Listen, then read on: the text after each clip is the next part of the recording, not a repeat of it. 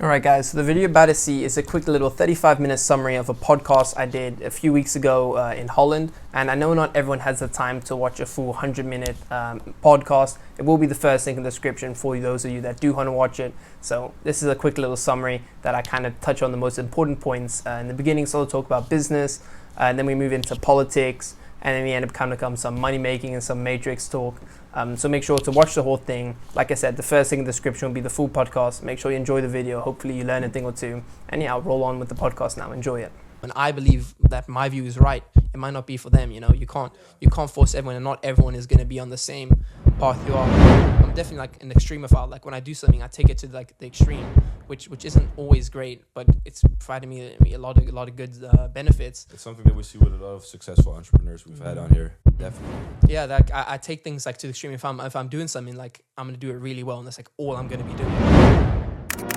So lucky in today's day and age, we have like an over amount of information. It's everywhere. True. You know, with Google at your fingertips and YouTube, you can literally access any information you want. It's your own fault if you're stupid. Honestly, there's so much information. There's actually too much information. People are learning the wrong things, where you can really get a massive advantage if you just learn a few things and a few useful things and study them properly. Like I studied the algorithms because I knew there was a lot of benefits to that. I studied the markets because I knew those were really high ROI activities to be studying. I mean, you can learn everything there is to know about like Fortnite or like Pokemon cards. Like people do that, right? It's a good thing to study, and sure, it's like whatever, nice. But like the ROI on that isn't crazy. But if you learn something that is really beneficial, like if you get really into like gym stuff, you know a lot about that. Like it can benefit your life so much. So I'll pick a couple high ROI things like sales, either how the markets, like investing, algorithmic things on social media. Pick a couple things and really study them, and you'll get far ahead of everyone else that's busy with 10% there, 10% there. If you really go all in on a couple of things, you'll beat everyone easily. Yeah, but don't you think it's like a two-edged sword? Because on one side you have this incredible amount of information on the internet. You can literally learn anything, everything about any subject. But then on the other hand, there's a lot of like worthless information out there. How could you filter the worthless information out? And as well, because you have so much information, it's easy to procrastinate, to get caught up in stuff. Do you maybe have some tips or tricks so for that? the two things, so that's answer the two questions. How you differentiate information that's useful or not is the person who's telling you. If my business teacher is telling me about business, but he's driving a Honda Civic and he doesn't know a thing about business, why would I listen to him? Yeah. But if I hear Ray Dalio, one of the guy who runs the largest private hedge fund in the world, Bridgewater, I'm going to listen to what that guy says because he has the information to back it up. If Alex Hormozy starts talking about business, I'll listen more than my business teacher does, simply because people's lives are a result of the information they have. So if they're giving you this information, as much as like your parents, like they have the best out for you, but if they don't have the situation you'd want to have, you don't want to adopt their way of thinking, because their way of thinking got them to where they are. So you need to be very clinical with who you listen to. And due to the nature of the internet now, you can watch hour-long interviews with how Warren Buffett values companies. I mean, this was never accessible 20, 30 years ago. That is like information that's worth millions and millions. So if you implement it properly, it's very advantageous. And in terms of too much information, people have massive like shiny object syndrome. They're on the one thing, then they're on the other thing, and they're constantly just searching from things. They're jumping in from trend to trend, but they're not getting anywhere, because you need to actually just stay on one thing and properly focus on it. So there's an overstimulation of information. But if you break down, you logically think, do I want the outcome of the life that this information gave them?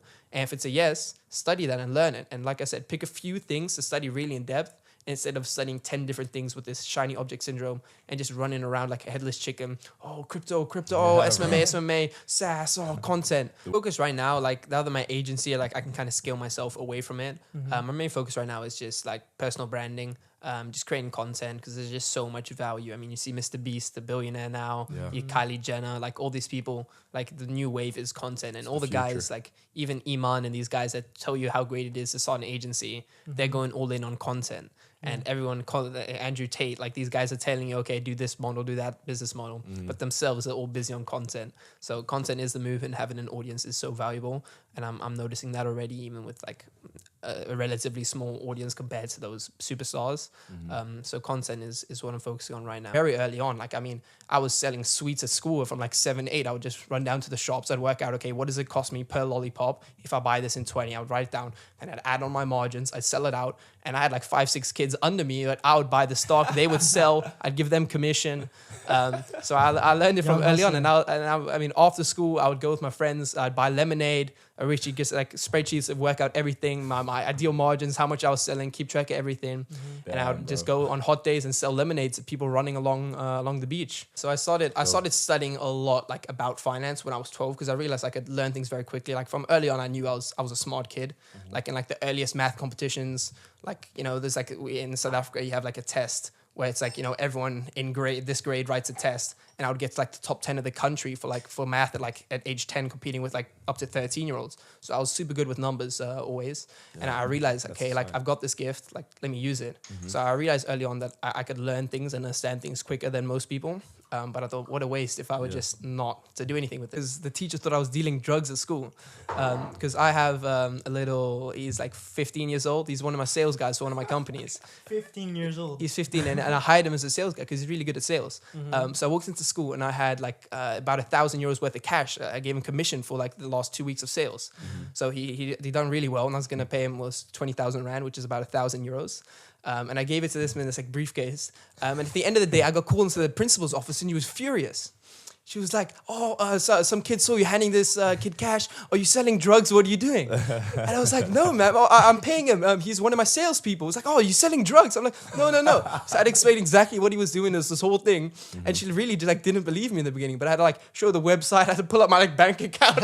Look, and these are the sales he made. This is the commission he got. But you can learn anything from university without university. But what is nice is it gives you a framework. But I don't need a framework. I'm self-disciplined enough to do things myself. It tells you, like school, like people go in school and they'll do fine. They'll learn things. But outside of school, they'll never learn something again because they don't have that framework. They don't have 8 o'clock till 9 o'clock. You have math, this and this. So you have a test on Tuesday at 9 o'clock. When you're forced to learn things, people will learn things. But if you're out of school, you have no structure anymore. And you need to implement structure in your daily life to keep learning things. So I set books like I need to have this book finished in 3 days, and then I'm testing myself on that book. So I set my own structure. You and actually it requires test yourself? Yeah, completely. Damn. I'll recite like the most important things, and I'll make notes. And I don't read just for the sake of reading. I read to study. I think that's a good habit. Yeah. To change habits. Yeah, exactly. Yeah. So you do need self-discipline, and university kind of makes it easier for a person because they don't need to, set these things themselves. The professor tells them what pages to study this to this, is a test on this. So it gives people structure. I'll talk about like from the beginning of my journey. So I really, like at 12, I started my first proper business, which was dropshipping. And I got into dropshipping because I heard everyone talking about it. Yeah. And I had a store that did terribly, and I started another one that did really well. I was selling fitness products online, running ads through Facebook. And it was quick, easy fit. And it was basically just like gimmicky fitness products. And I was 12 and I started making like serious money. It was crazy, like a whole new world to me. And it did really well. And this was 2019 about. And I ran that out and that store did really well. I eventually kind of ran dry. And then by the time this was like March, April 2020, and then I heard about crypto. I was like, okay, well, what is this thing? And this time I was 13. And I took all the money I'd made from dropshipping and I threw it all into crypto, like every single cent, like nothing. And this was about as good timing gets. I saw the whole COVID thing and straight away I thought, this is so oversold. Like there's no way. And people are getting fed up with the government. So I thought crypto adoption would be crazy. It got way crazier than I thought it would ever get because it went absolutely insane. Like you couldn't get it. Everyone was talking about crypto, from like school teachers to housewives to again like shoe polishers. Everyone was talking about crypto. And I got in before all of that because I knew like, listen, the Fed was, because I'd been studying so much, I'd be reading so much. I saw that when quantitative easing happens, when the Fed starts buying up things, markets go crazy. Same in 2008. When it was at the bottom, the Fed started buying up everything, and then it just pushes markets like crazy. So I saw what had happened in the past because I'd been reading so much at that point. From 11, 12, I started reading all the finance books. Insane, bro. Like all the books that everyone talks about, I had already read by the time I was like 13. So I knew how the whole system worked. So I was like, okay, now is the time for me to really make money. This was such a big depression. Everyone was scared. I was like, okay, no, now is the time I need to put in plans. So I looked into a bunch of coins. I bought a bit of ETH, bit of Bitcoin. But I heard Vitalik Buterin talk about a coin called Matic, or he indirectly talked about it. He said the importance of layer 2s in Ethereum. I knew Ethereum was going to do really well. And this is when Ethereum was like below $100. Jesus. And it went up to, so this was like, and I bought some ETH then. But he was talking about how important layers 2s are in Ethereum. So Ethereum is a layer 1 blockchain. You can build on top of that. Yeah. And he was hinting at, and the point stand, he was saying how that's the future of Ethereum. And I believe in Ethereum, but I was like, okay, Ethereum's already quite a high market cap. Like these things built on Ethereum are going to go crazy. Like I know it. So I looked into a bunch, and the best one I found, and I really liked the team. I heard about Matic, Polygon Matic. It was called Polygon at that time. And I looked into it, and I really liked it. And I put in like 80% of my net worth into this one coin. And I knew that like a lot of people do a lot of small trades. Ray Dalio will be pissed right now. A lot of people do a lot of small like trades that buy 5% add, 5% add, 5%, you know, spread it out. Allocate, But in crypto, it's probably the dumbest thing to do because the whole market moves together anyway. If Bitcoin goes up, everything goes up. So it's stupid that people even consider doing that. For diversification, maybe, like unless you're getting rug pulled in your coin. The rules don't apply really to crypto. Crypto is different because of just how correlated the movements are. Yeah. So a lot of people just shooting machine guns, just shooting at random coins, hoping it. Yeah, bro. I liked it, everything. I looked at the team. I looked at the charts. I looked at like everything, and I found out, okay, like this is the one. So I looked at the team, you know, where this guy go to uni, like what passes he wear. Like I went deep in that thing. I like, what connections do they have? Okay, this guy that's high up in Matic, okay, he did this for this company. It was high up in Google. Oh, he's got connections with Vitalik Buterin this way. And I knew like, okay, this is the one that's going to be built on ETH like crazy. And I rode that up like more than 400x on my initial money. Please tell me you sold. I sold most of it. Yes, okay. I was in an Uber actually. This is how I realized to sell towards the top of the crypto market. I was in an Uber. That's how wealth is made. In an Uber. In the Uber, and this was when Bitcoin was at 63,000. So 69 was the top. Like peak? So it was like 2 weeks off the peak. And my Uber driver was like, "Oh, get into Dogecoin. This is like the move." And I was like, "This is it." Like, because I'd recently the week before. About another, it was the bull run just of the .com bubble. And I was reading about how when the shoe polishers start giving you stock tips, it's time to get out. And I was like reading back, and I just remembered that story, and I was like, it's time. Like, there's no way this keeps going. And everyone's screaming for 100K Bitcoin, $1 million Bitcoin. And I was like, done. Like, this shit's about to blow. So I sold like 80% of it. That same day when I got out of the Uber, I ordered another Uber home to my PC, and I was like, bro, it's like I felt like it was like moments within exploding, and it was tough because afterwards I sold it for 2 weeks. Like things kept going up. I was like, maybe I'm an idiot. Maybe it is going to 100K, and I was stressing out. But I still had 20%, so I was kind of happy with that. But I'd sold majority of it, and then hit, and the crash really came. And I shorted a bunch of coins as well, which made me crazy. I shorted Luna. Went to zero, right? Went to complete zero. I made like I threw in a bit, but I made like 1,000,000% on it. Is the biggest trick in the book is like look that way and you fuck with something here. If you just look, I'm not gonna don't get the podcast taken down, but if you look like the day Will Smith slapped or Chris Rock slapped whoever slapped whoever. That same day, there's really big things. But so it's literally like the oldest trick in the book where you do something on this side and you switch something around on this side. And it's completely, if you want to talk about the matrix, that is literally what the matrix is. Whenever you look at a major policy change that no one really knows about, on the same day, there's always some celebrity nonsense. Like Will Smith slapping Chris Rock, major like federal bank reserve rules changed on that day. It's the same for like, Cristiano Ronaldo with some girlfriend or some other thing. There's whatever the celebrity drama. Oh, Justin Bieber's new girlfriend. Oh, look at this. Whenever there's a bunch, the big one was... the Satan one from what's that Lil Nas X. Everyone's talking about his Satan things. All the media's talking about. But secretly, like the British reserves have 0% reserves anymore. They don't back any of your money. So your money is just completely, it used to be 10% of, like they had a whole 10%. It's zero now. It's completely imaginary. That's so on these big days when there's, it's a crazy coincidence that every time there's a big policy like that, the media never talks about it. And there's always some little minor celebrity thing that has all the attention and people debating about this thing the whole time. Or on the back end, on the real important things, the actual like makers of the world are changing things. Same if you look at BlackRock and Vanguard, the two companies that everyone always talks about are Matrix, but those companies own everything. You can literally go and look at any publicly traded company in America, from Nike to Amazon to all the media companies, all the pharmaceutical companies. The top shareholders of everything are BlackRock and Vanguard. They own literally everything, and they hold all the writing votes because people give their money to invest.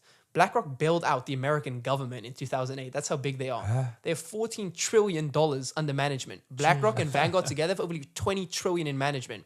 The only countries bigger than that, with GDP bigger than that, is America and China. The BlackRock and Vanguard are literally the third country. They're bigger than Japan. They're bigger than Germany. They're bigger than France. Any other company, any other country, Vanguard and BlackRock, and most people have never heard of them. These people control the world more than anything. Any policy that gets put in act, they get a vote on that because they hold these shares. As much as it's your money they invest in, most of it's not anymore because their things grow so exponentially. And they have an AI. BlackRock has an AI called Aladdin. It is the smartest AI in the world.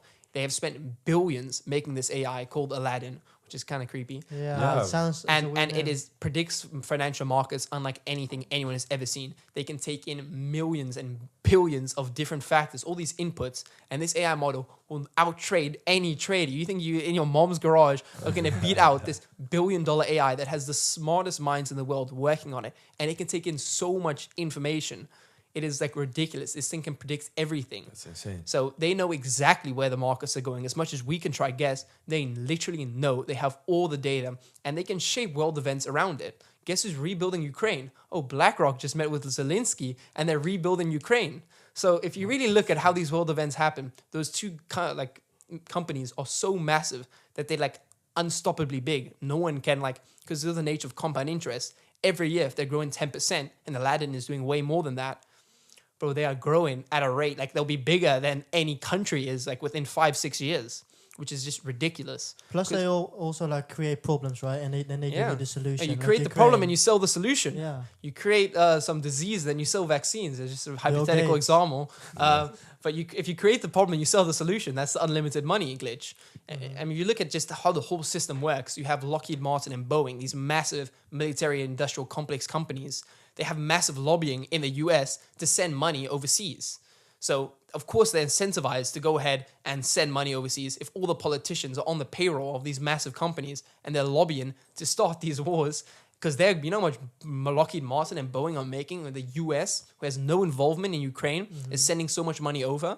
Yeah. These massive companies that produce the fighter jets, that produce the guns, the bullets, the helmets that they're sending over, these guys are raking in money. Because American politics are literally bought and paid for. Because every senator needs to raise money. Because they need money to run for their next election. They need to promote, they need to stay in office. And they need money for that.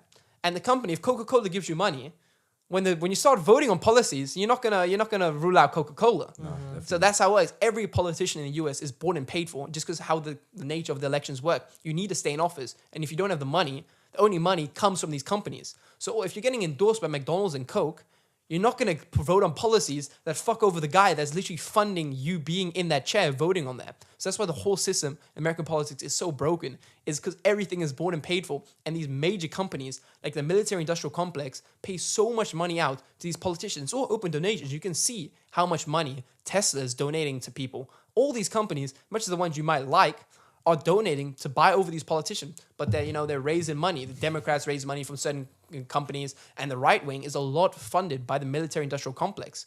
And a bunch of these companies that people might like Tesla's so good. If you know what's happening to get those lithium batteries in the mines out in North Africa, these literal kids in these mines. No company is as pure as it makes it seem. To get to that level, it's not clean, and you need to be cutthroat to get there. And every company is. If you look at how evil companies like Monsanto, the company has literally poisoned the whole world with their food supply. Monsanto is a big chemical company that do all the agriculture in the US.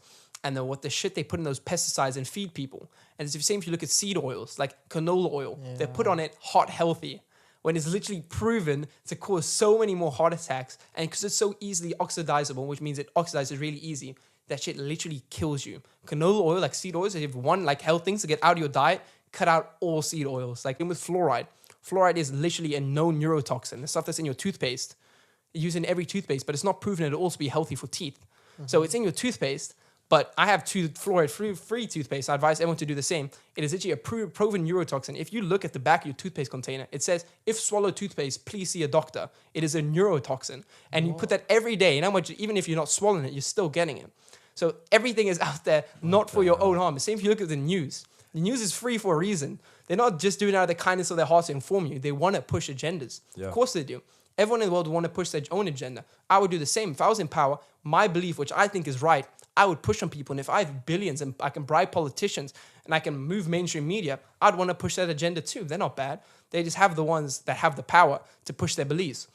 So like BlackRock and Vanguard, they'll only vote on policies that will benefit their own shareholders and their own company. Why would they do anything else? They're only going to make things that line their own pockets better. They don't care about the general good of the population. So everything that's free and is super cheap is for a reason. Like these fucking canola oil companies that sell this literal like cancer in a bottle that everyone puts in every food, that's in chips and everything like that. Because it's so cheap, these things are so abundant. It's not like they're evil. They're not setting out to do it, but it's just cheaper than getting avocado oil. So people take it, but it's so bad for you. They don't want what's best for you. They want what's best for their bottom line and their shareholders. Exactly. So they'll do everything to just increase profits.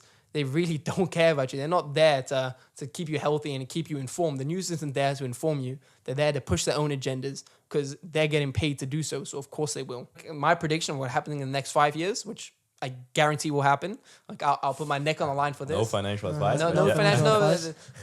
You'll see CBDCs get massive, which is central bank digital currencies. It's already in China. In China, if you cross the road, literally jaywalking fine will get taken off your bank account.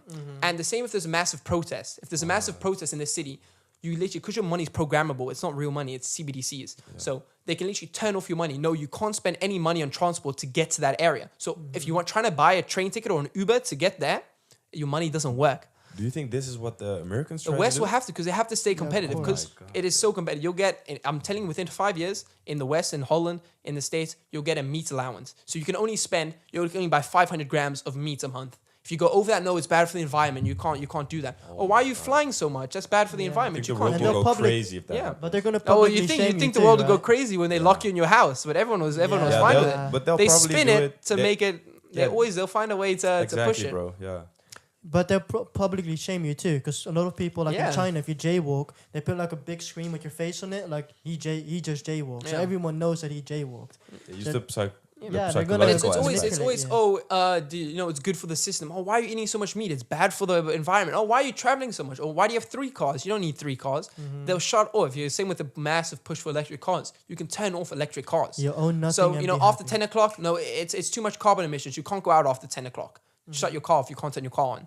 So you'll see. It sounds crazy now, but if you said in 2018 that they would lock you inside your house where you literally couldn't leave. In South Africa, when I found it was so ridiculous, they were arresting surfers who were literally alone on the beach, not infecting anyone with COVID. They were arresting people. You couldn't even walk your dog in South Africa. That's how bad it was. You were not allowed to go out for anything. Were the protests big in South Africa? No, they keep it quiet because everyone, they tell you how scary it is to stay in your house. It's for the good of the people. They listen. They'll put the same spin on it. They'll use this climate change spin. As much as it's a real thing, climate change is an actual issue.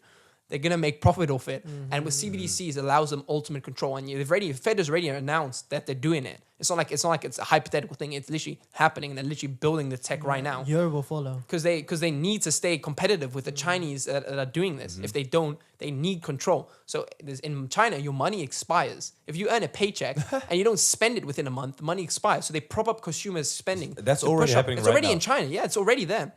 And it's going to happen in the US so soon because they need to prop up consumer spending because people want to save money. It's like, no, your money expires after a month, so you better spend it. And that way, the economy will go up, so it looks like everything's going well, but you have no freedom. So you're sacrificing this economic growth, which China's miraculous at economic growth, but you're sacrificing your freedom for it. It'll be the same in the West. It'll be all look good on stats. Consumer spending is so high, all this, but you'll lose freedom because of it. I think COVID was a perfect example to how strong the narrative you can push is with the mainstream media and with all of this. And all you're hearing, you're getting taught in school, you're getting taught it in the main. You turn your TV and it's all about, oh, this is happening COVID. Oh, look at the Italian hospitals, they're overrun. Look how many people are dying. But realistically, more people died of suicide than COVID. And you're locking people in the house. More people died of missed doctor's appointments. If you had cancer, you couldn't even go see your doctor because it's all busy and all the hospitals were shut down with COVID people. So if you see how hard they can push that agenda, if 2020 didn't show you some things that they can push this in, much as sound crazy now, if you're hearing it at the same time and you're getting told in school and in the media, everyone's saying, oh, you can't eat meat, it's terrible for the environment. No, oh, you can't travel, you can't this, oh, you have a normal car, that's not allowed. If you've been told that the whole time, eventually people give in and they listen. And everyone that's opposite that is demonized. I mean, you saw the anti-vax people were like so heavily criticized. But now looking back, there's no proof that the COVID vaccine ever helped with COVID symptoms. you got more resistance from COVID from going to the gym than you did from the Pfizer vaccine, which is completely crazy. Mm-hmm. So you got demonized and you weren't allowed to go outside. You weren't even allowed to go for a walk. If they really cared about your health, they would have allowed you to go for a walk instead of jabbing things in your body. And 40 new pharmaceutical billionaires were made in that year. They'll always make it an emotional argument because when you fight with logic, you can't logically, if you actually logically looked at COVID, it really wasn't the smart, like everything was done wrong. Locking down the global economy was not the right choice at all. It's always about having empathy with the elders and stuff. Yeah, it's like, but what about your grandma? Yeah. I was recently in Monaco and I was talking with like multiple like billionaires at lunch and I was helping with their socials and they were just telling me about, bro, they were laughing their ass off during COVID. But I was explaining how I was stuck in my house and I couldn't even walk my dog and like all of that. And they were laughing like, oh, we were in Sweden. You should have seen the clubs there. And bro, I was like, dude, these fuckers. And they'll do the same shit again and people won't learn. Yeah. I think COVID opened a lot of people's eyes, but majority of people will still like, they still don't feel like, you know, a lot of people like fell for it, but now they're like, you know, once bitten, twice shy. You know, they won't fall for it again, but they'll get you from a different angle. You won't even realize it till you look in retrospect. Because I think a lot of people now look back at COVID and they were like, you know, that was overblown. That was unnecessary. I wish I didn't get this injection. I wish I, you know, it wasn't locked in my house for so long. So people in retrospect, the worst people are the ones that can't even admit it now. That even now after like all the new things, and, you know, all the emotions and all the fear has gone away. If you can't look back now and say like, bro, I got fucked. They tricked me. Like I got tricked. If you can't admit it now, those are the really lost people. But the people can admit it, you know, maybe next time they will pay better attention. And you get demonized for going against the system. Like people got cancelled on like, where was freedom of speech when if you talked out about, say, the vaccine, you just gave an ulterior perspective on things like, no, a lockdown isn't the best thing to do. We should approach it like this. Bro, you just got taken off social media. That's like fucking ridiculous. How can you only have one opinion? If you only hear this opinion, you silence the other opinion. All of a sudden, the narrative gets pushed way more to this one because it's always somewhere in the middle ground. The anti-vaxxers are wrong. Everyone else, it's always somewhere in the middle. But if you get rid of one side, the paradigm shifts way more this way. Because if you silence one part of the argument, but you just like completely change the playing field. Those same politicians that get to say you do this, do that, or the same ones are getting promoted by those companies, by the Pepsi, by the Coca-Cola, by the Tesla, all these massive companies. They have to get those politicians and they get a vote on those rules, on all those important policies that we have no say in. We might get to elect the president, but all the policies that are in Congress, those are the real important things. We have no say in it. When is it really a democracy at that point? It's not some guys in shadowy cloaks in some dark room. That's what I find difficult. Everyone is pushing their own agenda. Logically, I would too. If I had the power to, of course, I will. And I do. Through my own socials, I push my own agenda on a way smaller scale than if you're only in CNN and these type of things. Everyone pushes their own beliefs and what they think is right. If you're a billionaire and you are like for some reason super against abortion, you can spend money to change the world's narrative on that subject. Or if you care a lot about climate change, you can really push your agenda. You can add carbon credits and all these type of things. You can push that agenda way more than if you don't care about climate change. If there's some Bill Gates, he can push a lot more buttons and change the world a lot more to fit his narrative. And that's kind of what the Matrix is. People are just pushing their own beliefs. And if you don't like that belief, you know, it's like 1 against 1,000, you know, because it's all financial. You can't beat the guys who can have unlimited ad spend and unlimited money to just market and completely change people's beliefs on the world. What belief is really your own, you know? Like from like, well, how is anything your own belief? From in school, you're indoctrinated with your beliefs. From your parents, you're told things. Like all these different people from the media, from YouTube, whatever you're hearing, you're just getting other people shouting their opinions down your throat. So any conclusion you come to, you know, is it really an interesting thing for people? I would look into the creation of the Fed. People think the Federal Reserve is government owned. Privately owned by people you don't know. And they print the money. That's the scary stuff. That's what they explain in Creature of Jekyll Island. Right? What's it called? Creature of Jekyll Island. It's a book, but the whole system is broken. But it's good that it's broken because else you couldn't get out of it. There's these glitches in this matrix. And you got to use those glitches to escape and get kind of above the system, and you can look down over the opportunities. And push opportunities completely. And you need to spot those and use them as best as possible. But I think there's a lot of things that are completely wrong, like the banking system. If people understood how the banking system works, there would literally be a revolution tomorrow. People have no idea. People are getting fucked so hard. And just like the basic explanation is that none of the money is real. Because say you get 1,000 euros. And this is printed by the Federal Reserve.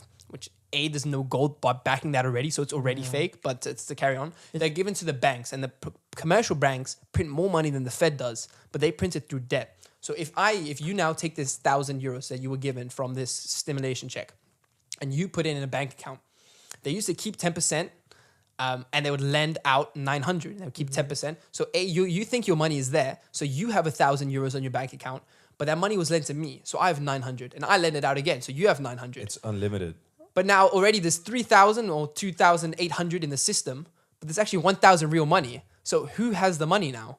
Answer is nobody really does, because the bank lends it all out, and what they charge you is the real money, the interest, and that seeps up to the top. So everyone has all this fake money. We all have this money on our balance sheets, but none of it is real because it's all just debt. Because the bank owes you money, and I owe you money, and you owe me money. Yeah. So the whole thing doesn't work. So you have a bunch of zeros on the balance sheet, but it's all debt. If you look at the underlying value, there's no more gold backing it in 1971. After the Bretton Woods Agreement. Fucking President Nixon, right? There's nothing backing your money anyway. So it's fake money that is made more money. Fake now. Yeah. And people are getting, so if people really understood like how this all works, how private banks literally just print money through creating debt in the economy and labeling it as money, most everything you see is literally just debt. There's no real money behind it. But the real part is the interest. And you charge interest for this money they lend out. If I borrow money from the bank, they charge me ridiculous fees. They're giving me like 9% like interest, and they're giving you like 1% on the money you have in there. So they're lending out your money to me. They're charging me 9 times the interest. They're giving you fuck all for it. And they invest that 10% as well. So they loan it out to me. I have to pay interest, so I'm paying the money. And that 10% that you left, they don't just keep it in cash. They're buying things in the markets and increasing that as well. So you're getting fucked in like 3 ways from the bank. Literally like completely. If people really understood how it all works, bro, you're getting finessed so hard and people have no idea. But finance is the language of the elite. Back in the Roman times, they wouldn't allow the peasants to read the Bible. And peasant by definition is common person. So that's the average person. It wasn't the lords that controlled everything. The peasant had no idea, they couldn't read. So they would have to go to the pastor to read the Bible. And he would not say what it really is, he would put his own spin on it. So that's how it is today. It's the same with finance. People know nothing about finance, so they have to go to the banks. They have to go to the school systems to learn the things. But you can take it into your own hands and learn. It's the same with a doctor. You don't know anything about health, so you go see a doctor. You don't know anything about the law. Most people don't even know their basic human rights. One of the books I recently read was literally the Constitution. But people don't know their basic rights. I mean, you're literally a living human and you don't know what your rights are. So you have to go see a lawyer. I know my basic rights. If I get stopped, I know exactly what I'm allowed to do, what I'm not allowed to do, all of that. People have no idea. You have to see a lawyer for your health. You have to see a doctor. You have to see a lawyer to read the law. You have to go to a doctor for your health. You have to go to a bank to understand finance. It's the same as it was. They mask it for you, so you have to see these experts.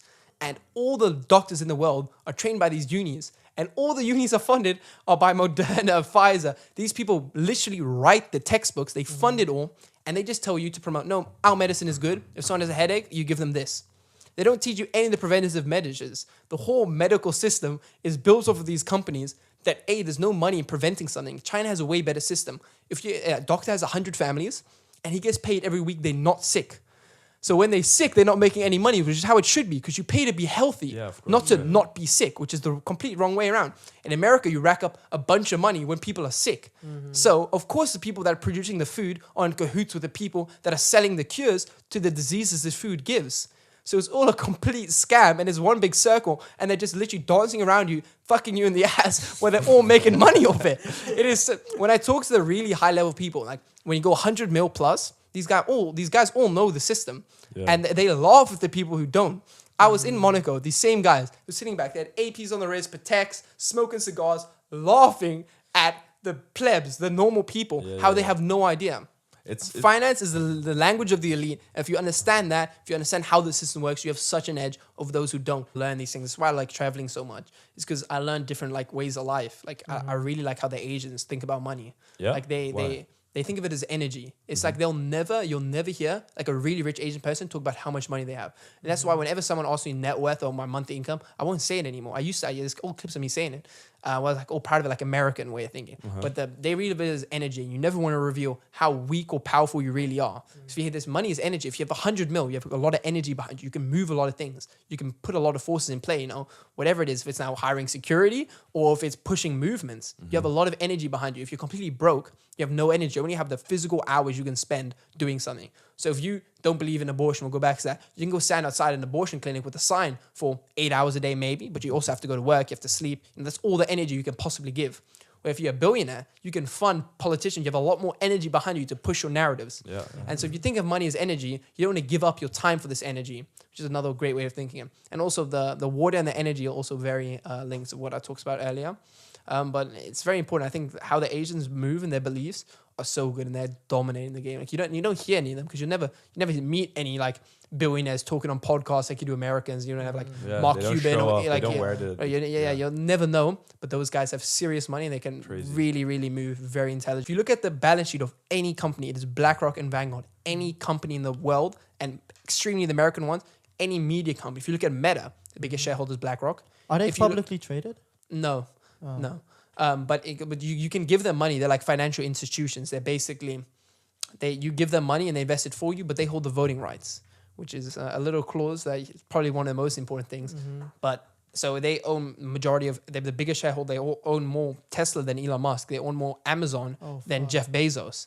They own more of anything than anyone else. It's insane. Those two manage it. They have more say in what Tesla does than Elon Musk.